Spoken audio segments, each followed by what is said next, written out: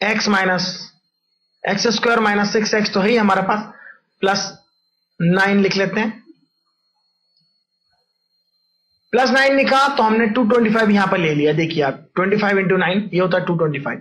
अब बचा यहां पर 25, तो ये हो जाएगा 9y स्क्वायर अलग होगा। अगर यहां से y स्क्वायर कॉमन ले लेते हैं, 9 कॉमन ले लेते हैं, यहां 10 बचेगा तो माइनस 10y बचेगा, प्लस 25 बचेगा जो यहां पर। और हमें अल्टीमेटली यहां चाहिए माइनस 10 का हाफ 5 का स्क्वायर 25, यहां 5 का स्क्वायर 25 चाहिए। लेकिन 9 इंटू 25 अगर देखें, 9 इंटू 25 फिर से 225 हो जाएगा, तो 225 यहां यूटिलाइज हो गया, 225 यहां यूटिलाइज हो गया, और 225 हमारे पास है तो हमें 225 इधर ऐड करना पड़ेगा, क्योंकि दोनों जगह 225 हो गया। देखिए x square 25x square minus 6x, तो 25 into minus 6x minus 150x, और 9 इंटू 25 225, तो एक 225 यूज हो गया यहां पर। वाई स्क्वायर 9y स्क्वायर, अब यहां से 9 कॉमन लिया तो माइनस 10y बचेगा, इसका हाफ का स्क्वायर एंड 25, 10 का हाफ 5 का स्क्वायर 25, तो 9 इंटू 25 वो यहां पर एक्स्ट्रा चाहिए तो हमें इधर एक्स्ट्रा ऐड कर दिया ताकि दोनों तरफ बैलेंस बना रहे। अब इसे देखें तो ये होगा 25, इसे हम फिर से देखें तो 25 x माइनस 3 होल स्क्वायर हो जाएगा, y माइनस 5 होल स्क्वायर हो जाएगा, ये हो जाएगा 225। स्टैंडर्ड फॉर्म में लिख सकते हैं अब इसे हम x माइनस 3 स्क्वायर अपॉन 225 अगर डिवाइड कर देते हैं तो यहां बचेगा 9, और यहां होगा y माइनस 5 होल स्क्वायर, 225 से डिवाइड करते हैं तो यहां होगा 25 इज इक्वल टू 1। देखिए 1 आ चुका है हमारे पास। तो यह एलिप्स के स्टैंडर्ड इक्वेशन हो गई जिसका सेंटर, सबसे पहले इसका निकालना चाहिए सेंटर। सेंटर हो जाएगा 3,5। अगर एक्स स्क्वायर और upon a square plus y square upon b square का सेंटर की बात करते हैं तो देखिए सेंटर यहां पर है 0,0, तो यहां 0,0 आएगा तो एक्स स्क्वायर वाई स्क्वायर ही होगा। लेकिन यहां 3 और 5 का सब्ट्रैक्शन है, यानी सेंटर हो गया 3,5, तो सेंटर साफ दिख रहा है 3,5। ये उस एलिप्स की इक्वेशन है जिसका सेंटर 3,5 है। अब अगर हमें 3,5 पॉइंट मिल जाता है, और दूसरी बात ध्यान रखिए 9x square upon 9 that is 3 का square, y square upon 25 that is 5 square, तो यह बड़ा है यह छोटा है। तो देखिए कंफ्यूजन ना हो इसलिए हम सीधे सीधे एलिप्स के लिए बाकी बातें ड्रॉ करते हैं। एलिप्स वर्टिकल एक्सिस होगा इसका मेजर एक्सिस, और हॉरिजॉन्टल होगा एक्स एक्सिस की डायरेक्शन में माइनर एक्सिस। या ए स्क्वायर बी स्क्वायर जो है,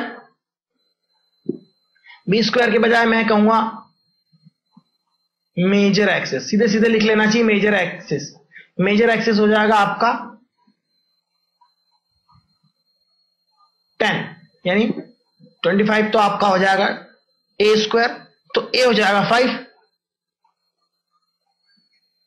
तो ए इज इक्वल टू 5 है हमारे पास, तो इससे हमें मिलता है twice a is equal to major axis is equal to 10। तो माइनर एक्सिस हो जाएगा इसी तरह से 9 का अंडर रूट 3, तो 2 इंटू 3 दैट इज 6, तो माइनर एक्सिस हो जाएगा 6, ये हो जाएगा 10। ई की वैल्यू निकालना चाहिए इसके बाद, मेजर एक्सिस माइनर एक्सिस निकालने के बाद ई की वैल्यू निकालना चाहिए। तो ई की वैल्यू जो होगी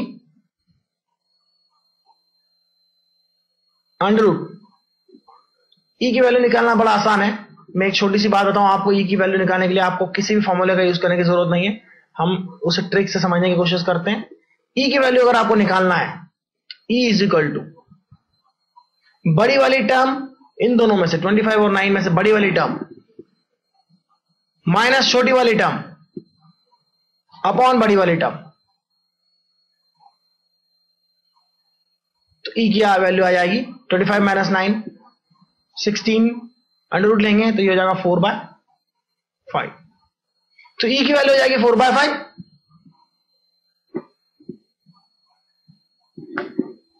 तो सेंटर पहले निकालना चाहिए, मेजर एक्सिस माइनर एक्सिस निकालना चाहिए, डायरेक्शन देखना चाहिए किधर होगी उनकी, और उसके बाद ई की वैल्यू निकालने के लिए बड़ी माइनस छोटी अपॉन बड़ी क्वांटिटी से डिवाइड कर देना चाहिए और उसको अंडर रूट निकाल लेना चाहिए। फॉर्मूला लिखेंगे तो आप यहाँ बी स्क्वायर माइनस ए स्क्वायर अपॉन बी स्क्वायर लिखेंगे, लेकिन कंफ्यूजन तो वही होता है कि बड़ा कौन छोटा कौन, बी स्क्वायर किधर है, इसे बी स्क्वायर कहेंगे या इधर से बी स्क्वायर कहेंगे। अगर आप नए हैं तो जरूर कंफ्यूजन होता है, थोड़े दिनों बाद जरूर प्रैक्टिस हो जाती है, लेकिन हम क्यों कंफ्यूज हो, हमें शुरू से ही अच्छा स्टैंडर्ड मेंटेन करना चाहिए ताकि हम कोई गलती करें ही ना, तब बाकी चीजें निकालना आसान है। ये होगा ई इंटू बी यानी 4/5 इंटू, तो ये होगा बीई,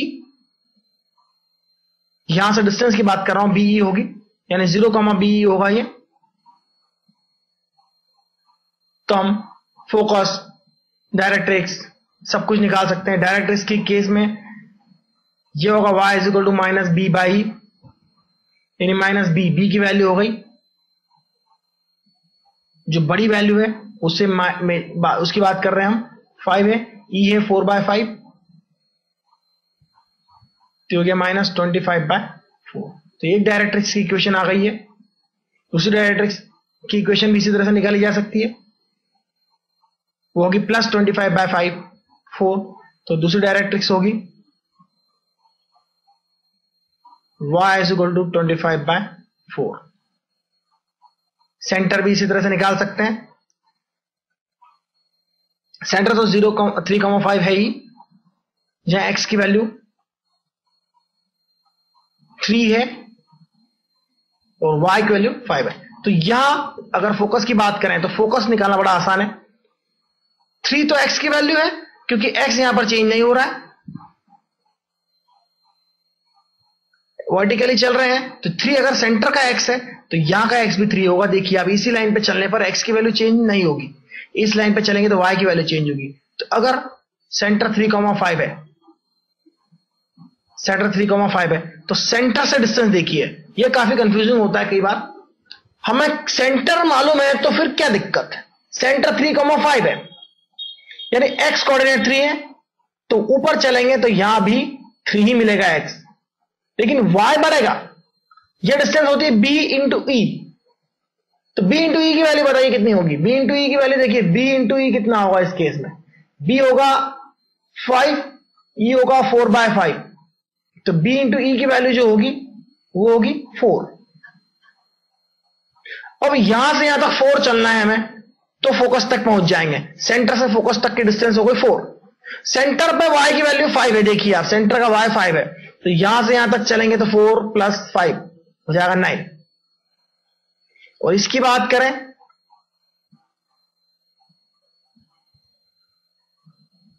तो इसका भी x तो 3 है, लेकिन सेंटर 5 है, तो नीचे चलेंगे तो 4 कम होगा क्योंकि यह भी फोकस है, और फोकस की डिस्टेंस सेंटर से यहां भी माइनस b होगी, यानी यहां से नीचे चलेंगे तो यहां 5 में से 4 सब्ट्रैक्ट हो जाएगा, यहां होगा 1। तो इस तरह से हम निकाल सकते हैं। और यहां हम एक बात कहना भूल गए, +5 आएगा, यहां भी +5 आएगा, +5 जरूर आएगा क्योंकि सेंटर का जो y ऑर्डर है वो 5 है, तो वो 5 यहां भी जोड़ेंगे, 5 इसमें भी जोड़ेंगे।